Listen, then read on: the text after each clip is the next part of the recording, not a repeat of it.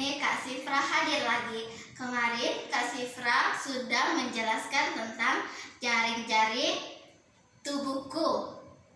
Ya, sekarang kakak akan menjelaskan secara detailnya, yaitu pelajaran subtema dalam tema diriku merupakan pembelajaran yang penting karena pelajaran subtema membahas tentang tubuh kita sendiri yang berhubungan dengan kegiatan sehari-hari seperti bermacam-macam bagian tubuh, fungsi bagian-bagian tubuh itu sendiri, dan bagaimana cara merawat bagian tubuh kita.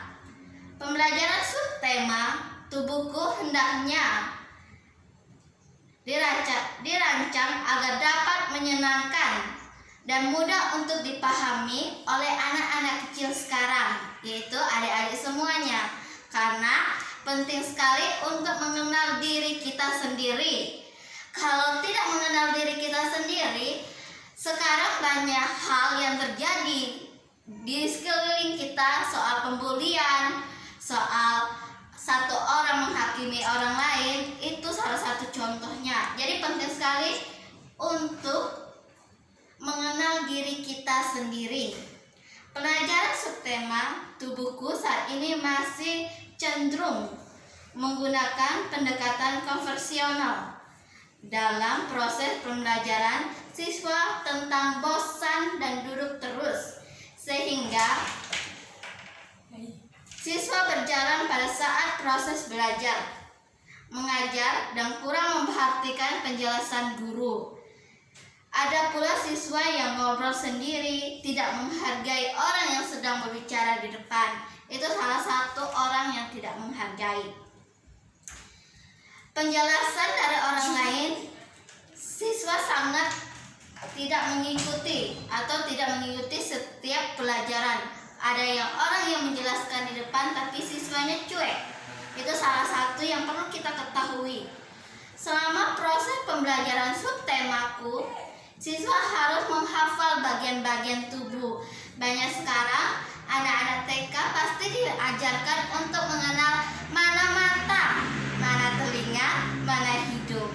Itu salah satu untuk mengenal apa yang ada di tubuh kita sih, apa yang terpaut di dalam tubuh kita, atau bagian-bagian tubuh kita, atau organ-organ yang ada di tubuh kita. Yaitu dalam pembelajaran, guru harus mengetahui keadaan yang terjadi pada siswa, penguasaan memahami materi yang disampaikan oleh guru tersebut. Kalau seandainya guru menyampaikan sesuatu, kalau masih siswanya tidak mengerti, itu percuma. Jadi guru harus mengetahui keadaan siswa tersebut. Bekerja sama dalam membahas materi itu sangat menjadi keberuntungan. Kenapa disebut keberuntungan? Kalau kerjasama yang baik antara guru dan siswa itu menghasilkan materi yang dapat dipahami. Itu dari tema yang kakak ajarkan tentang diriku yang dapat dimengerti oleh adik-adik semua, itu terutama untuk apa sih? Kenapa kakak harus mengajarkan tentang itu? Karena satu, adik-adik semua harus mengetahui bagian-bagian tubuh adik-adik semua. Jika ada teman yang tanya, Kak, misalnya adik-adik tanya, ada teman yang satu tanya, Rian, matamu mana? Dia lagi bingung-bingung, mataku mana ya? Nah, jadi adik-adik harus tahu bagian-bagian struktur tubuh adik-adik semua dan bagaimana cara merawat struktur badan adik-adik semua sehingga tidak terjadi sesuatu. Banyak nih kalangan sekarang banyak membuli, banyak ini karena mereka tidak menghargai apa yang mereka punya. Yaitu pembelajaran di mana kelompok bertanggung jawab. Kita bisa memberi adik-adik semua bagaimana sih cara menghargai tubuh. Itu salah satu faktor supaya di saat adik-adik mulai bertumbuh dewasa menjadi ini, adik-adik bisa mengerti, oh ma, aku harus merawat tubuhku sehingga aku tampil cantik, sehingga aku tampil harum. Banyak Yang sekarang banyak orang-orang tua pada sibuk kerja, pada sibuk ini, anak-anaknya lupa diurusin. Yang akan terjadi dampak yaitu anaknya sakit karena apa? Tidak dimandiin. Itu salah satu faktor. Tidak peduli tentang makanan-makanan yang anak-anak itu makan. Itu salah satu faktor. Gimana sih cara merawat yang baik? Nah, dari penjelasannya kakak berikan kemarin tentang tema jaring-jaring itu, yaitu mengajarkan adik-adik semua untuk tahu cara merawat tubuh. Jika orang tua kita keluar atau kepergian kemana-mana, kita sendiri di rumah dan kakak-kakak. Nah, adik-adik semua udah pada tahu, bilang sama kak, aku mau mandi sehingga aku bersih. Kak, aku mau makan buah. Kak, aku mau minum ini. Kak, aku mau pakai baju ini. Itu adik-adik semua udah tahu tanpa perlu dikasih tahu atau diingatin. Nah, dari video ini menunjukkan bahwa cara merawat tubuh itu sangat penting. Kenapa sangat penting? Yaitu sehingga kita terhindar dari sakit penyakit yang ada. Makanya kakak sarankan kepada adik-adik semua bahwa kita harus peduli pada diri kita sendiri. Kenapa kakak peduli sama kita? Jika kita peduli sama diri kita sendiri, maka dari situlah kita akan peduli kepada orang lain. Kalau kita bisa merawat diri kita sendiri, dari situlah kita bisa merawat orang lain. Anak-anak usia dini perlu belajar tentang pengalaman dirinya sendiri. Pengenalan dirinya sendiri, lebih memahami identitas dari keluarga. Tema dari diri sendiri adalah di mana untuk mengetahui anggota keluarga, identitas anak itu, dan kesukaan anak itu.